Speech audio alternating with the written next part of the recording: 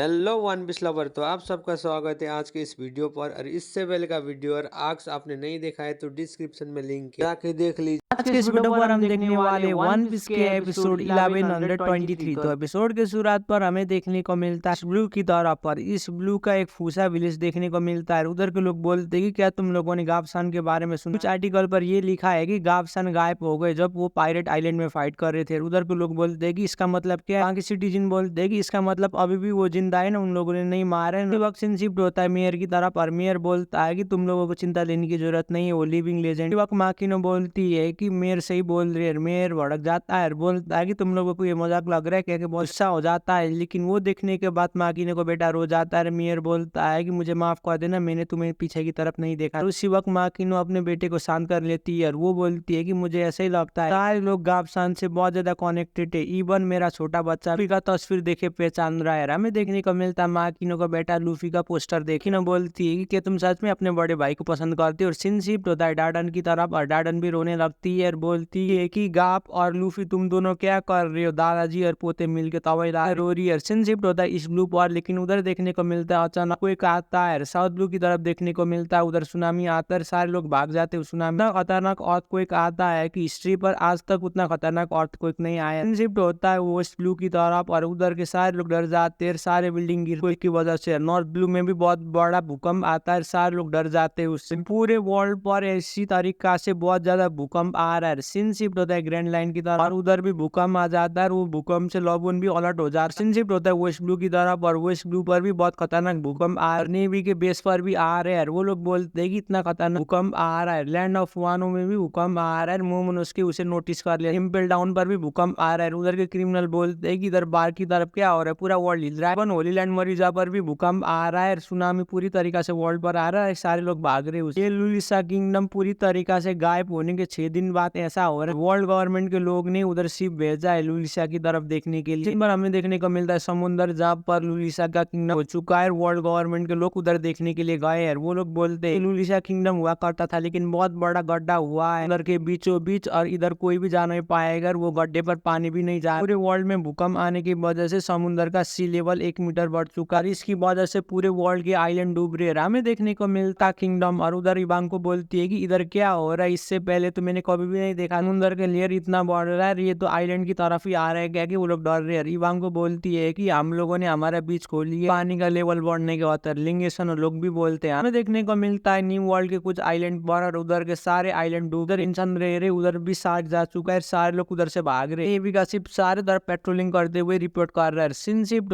Island पर और उधर भी सुनामी आ रहा है। वो लोग बोलते हैं कि अगर हम इधर रहेंगे तो हम लोग डूब के मरने वाले, इसलिए हमें भागना हो। दूसरा विलेज का मेयर भी वो देखे शॉक हो रहा है। सीन शिफ्ट होता है न्यू वर्ल्ड के गेट आइलैंड की तरफ, गवर्नमेंट के टेरिटरी है। उधर के समुद्र के लेवल भी बढ़ चुके हैं। नेवी बोलते हैं कि सारे वर्ल्ड अंदर का लेयर बढ़ा हुआ है। उसी वक्त नेवी सोल्डर बोलते हैं इसलिए हमें इधर ठीक से जाना हो। गवर्नमेंट का बहुत बड़ा फ्लीट ने एगेट आइलैंड को चारों तरफ से घेर लिया। जूस्टर कॉल से भी 10 गुना खतरनाक है। वर्ल्ड गवर्नमेंट तरीका से जाल भिजाया है एम्परर स्ट्रैट को पकड़ने के लिए, लेकिन उसी वक्त सी बीस्ट आके नेवी के शिप के ऊपर हमला कर देते। एक एक करके कुछ शिप टूट जाते। नेवी ने पूरे 100 शिप लाए उधर खत्म करने, 20 ग्रेट शिप लाए और उधर सी मोन्स्टर को रेजर से कोई इंसान हमला कर देता है। नेवी ने 30,000 सोल्डर को भी लाए। सिन शिफ्ट होता है हमारे की तरफ और सेंटोमार बोलता है कि अंकल मैंने आपको ऑलरेडी बोला है कि सी बीस्ट की हमला मत कीजिए, अब ये लोग स्टार्ट होने वाले, ऑपरेशन ऑलरेडी स्टार्ट हो चुका है। हमें देखने को मिलता है वो 30,000 नेवी सोल्डर को लीड करते हुए शिप पर नेवी के वाइस एडमिरल आ रहे, जो कि बहुत ज्यादा स्ट्रॉन्ग नेवी सोल्डर माने जाते हैं। उधर वाइस एडमिरल आए जो एम्परर स्ट्रैट को पकड़ने के लिए, साथ में एडमिरल किजारू भी आए। देखने को मिलता है किजारू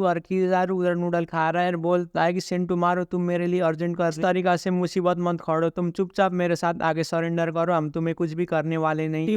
वो सेंटोमारो बोलता है कि अंकल किजारू अगर आप हमला नहीं करेंगे तो हम लोग सरेंडर करेंगे। जान के बहुत ज्यादा शौक हो रहा हूँ कि आप हमारे ग्रैंडपा पोंग के ऊपर लेजर बीम से हमला करने वाले, लेकिन इधर अंकल पोंग ने चारों तरफ पैसिफिक स्टार को लगाया है जो आप लोगों को रोकने के लिए काफी है। फ्लैशबैक पर देखने को मिलता है कि जारू बेयापोंग और सेंटोमारो एक साथ खेल रहे होते। हमें ये देखने को मिलता है कि इन तीनों के बीच में बहुत गहरा बॉन्डिंग है। सिनशिप होता है प्रेजेंट पर और सेंटोमारो बोल मुझे अभी भी विश्वास नहीं हो रहा है कि आप इधर ग्रैंडपा पोंग को मारने के लिए आए हैं। उसी वक्त जारू बोलता है कि सेंटोमारो अब मैं क्या कर सकूंगा, मैं उनको प्रोटेक्ट भी कर नहीं पाऊंगा। ये मालूम था कि वोइड सेंचुरी के बारे में रिसर्च करना बहुत ज्यादा रिस्क था, फिर भी उनका चॉइस है। मैं तो वर्ल्ड गवर्नमेंट का लेपू वो जो बोलेंगे मुझे वही करना। किजारू बोलता है कि इस लड़ाई में हमारे फायदा होने वाले नहीं है, जितना हम इधर तोड़-फोड़ करेंगे हमारा उतना नुकसान होगा। क्या कि किजारू बोलता है इसमें कोई भी शक नहीं है कि रॉब लुच्ची और बाकी लोग को जो मिशन दिया था बेअपंग को मारने के लिए वो लोग फेल हो गए। वक्त सेंटोमारू बोलता स्ट्रैट की वजह से उन लोगों को रोका। देखने को मिलता है वारशिप के कैबिनेट रूम पर और उधर देखने को मिलता है सर ये श्योर करना कि उन लोगों को मैं इधर नहीं हूँ ये बात ना पता। जो सोल्डर बोलते ठीक है सर। और हमें देखने को मिलता है नेवी सोल्डर और एक न्यूज आर्टिकल को पढ़ते हुए दिखा मॉर्गन ने छापा होता है। वो पढ़ते हुए ये बोलता है कि स्ट्रैट ने ए गेट के ऊपर कब्जा करते हुए बेअपंग को किडनैप कर लिया। सैटन बोलता है कि ये बहुत अच्छा आर्टिकल है जो मॉर्गन ने लिखा और सैटन ये भी बोलता है कि ये बहुत अच्छा सिचुएशन।